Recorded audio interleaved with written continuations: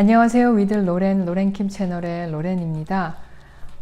벌써 2020년 새로운 한 해가 시작된 지 일주일 정도가 지나갔네요. 많은 분들 새해 복 많이 받으시고 또 건강한 한 해 되시길 바라고요. 자, 오늘은 제가 그 천연오일에 관해서 몇 가지 영상들을 올린 것 중에서 여러분들이 좀 알아두시면 좋은 것들, 그런 것들을 좀 얘기를 해보려고 하는데요. 첫 번째는 그 천연오일의 보관 방법.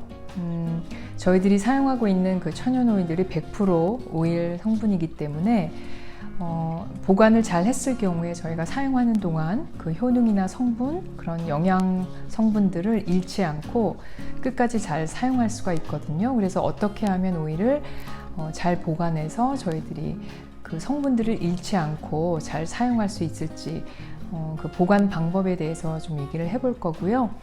또 한 가지는 이제 저희가 그 천연 오일을 구입할 때 몇 가지 좀 조건들을 따져봐야 하는 것들이 있는데, 그 중에 냉압착 오일을 꼭 사용하시라고, 꼭 구매하실 때 그 냉압착인지 아닌지 그걸 꼭 따져보시라고 말씀을 드리는데, 그 의미가 어떤 건지, 그리고 또 천연오일 구입 시에 비정제인지 아닌지, 비정제 오일인지 아닌지를 꼭 따져보시고 구입하라고 하는데, 비정제 오일과 정제 오일, 그런 것들의 차이점, 여러분들이 좀 알아두시면 좋은 것들, 천연 오일에 관해서 그런 것들을 좀 얘기를 해보려고 합니다.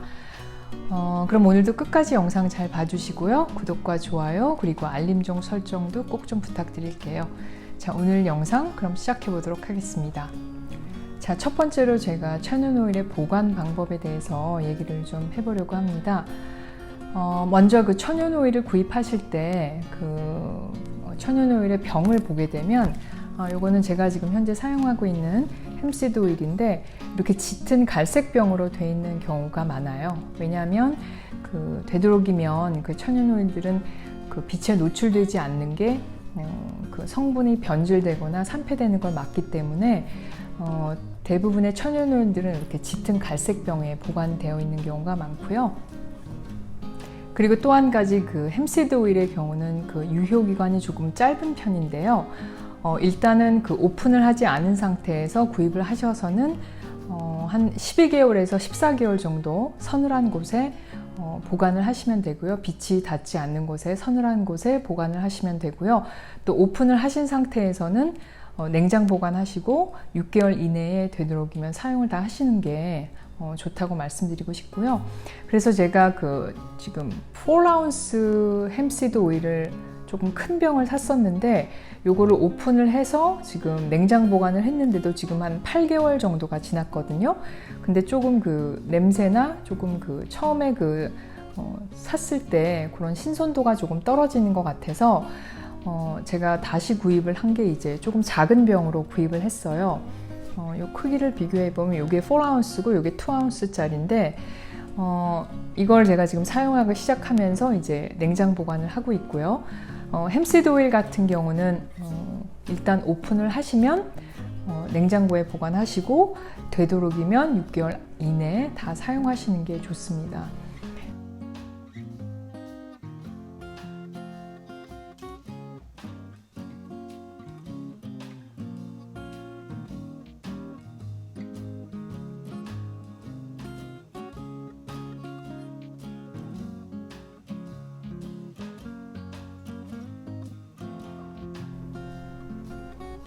예, 100% 천연 오일은 그 한 가지 성분만으로 되어 있고 다른 성분들이 전혀 들어가 있지 않고 100%의 천연 오일이기 때문에 되도록이면 오픈을 하시면 냉장 보관하시는 게 좋고요.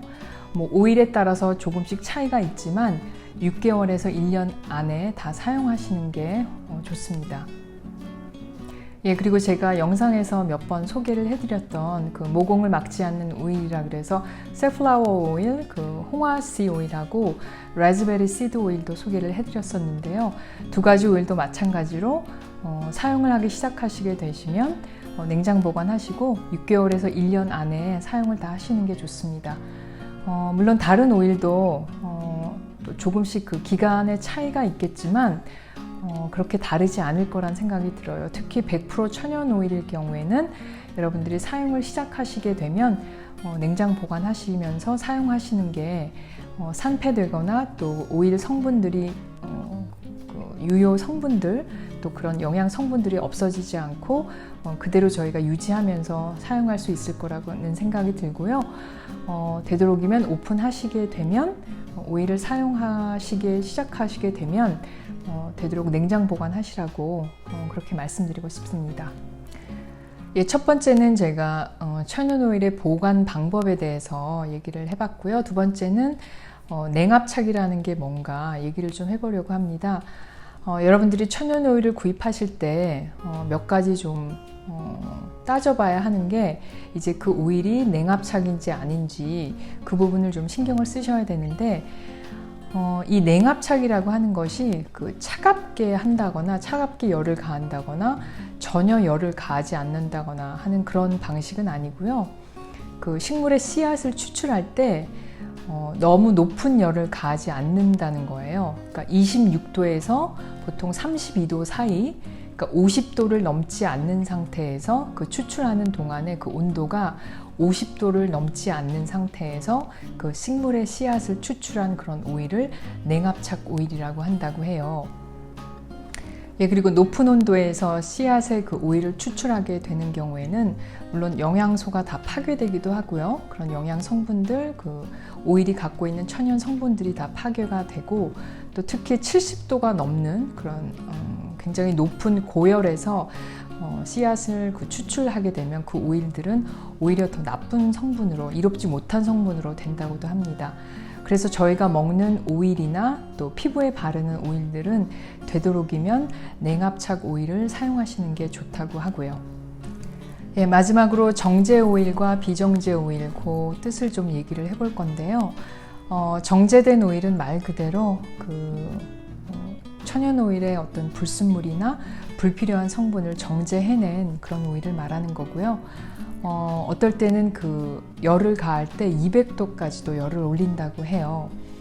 그런 정제 과정을 통해서 이제 천연 오일이 갖는 특유의 성분, 또 영양 성분, 또 향이나 색깔 같은 것들이 이제 모두 사라지게 되는 거고요.